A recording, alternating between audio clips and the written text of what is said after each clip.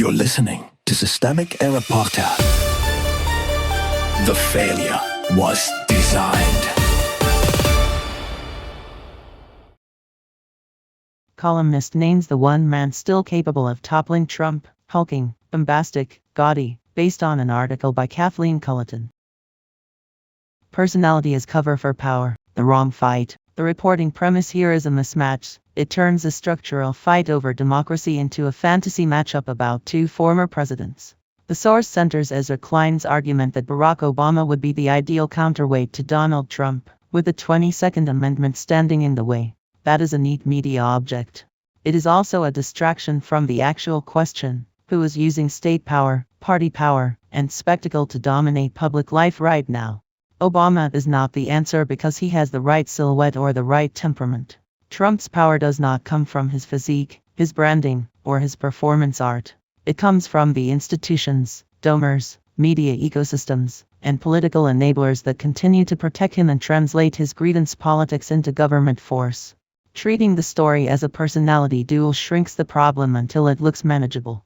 What power actually looks like. The article, as summarized, contrasts Obama's restraint with Trump's appetite and discipline with chaos. That framing flatters liberal nostalgia, but it misses the mechanism. Actual institutional power is not won by virtue ethics or gym metaphors. It is exercised by people who can command parties, shape narratives, and normalize abuse while pretending it is merely style. Trump's strength is not that he is gaudy or unrestrainable. It is that he has trained a political coalition, and too much of the press, to accept corruption as character and cruelty as strategy. The problem is not that he has too much personality. The problem is that large parts of the Republican apparatus have made his authoritarian instincts administratively usable. Obama's symbol, not solution. Obama's remarks at the presidential center, as cited here, present self-government as a radical democratic project. That is the useful part of the source. It names the core conflict correctly: rule by the many versus domination by the few. The Klein's move turns the principle into a branding exercise, as if the answer to Trumpism were a better emblem. Democrats do not need a resurrection of Obama as a campaign mascot. They need a coalition that can actually govern in defense of democratic institutions, materially and aggressively. Nostalgia for Obama's approval ratings is not strategy. It is a comforting way to avoid asking why the party that can still claim the Democratic center so often behaves as if symbolism is a substitute for organizing, enforcement, and confrontation.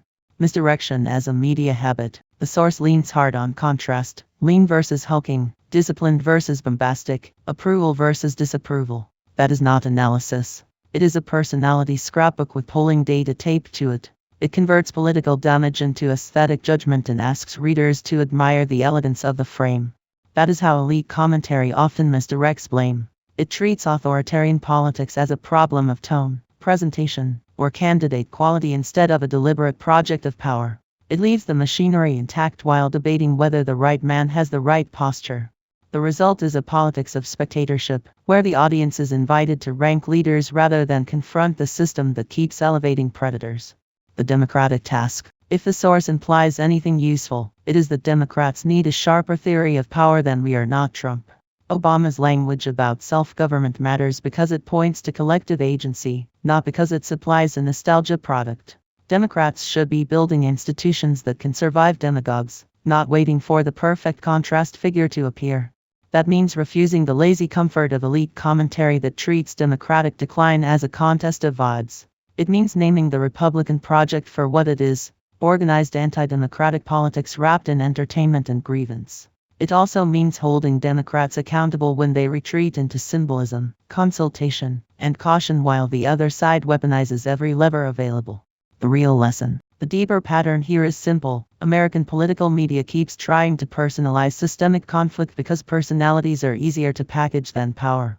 But democratic erosion is not a charisma problem, and it will not be solved by finding a better foil for Trump. It will be solved only when the coalition against authoritarianism stops mistaking aesthetic contrast for political force.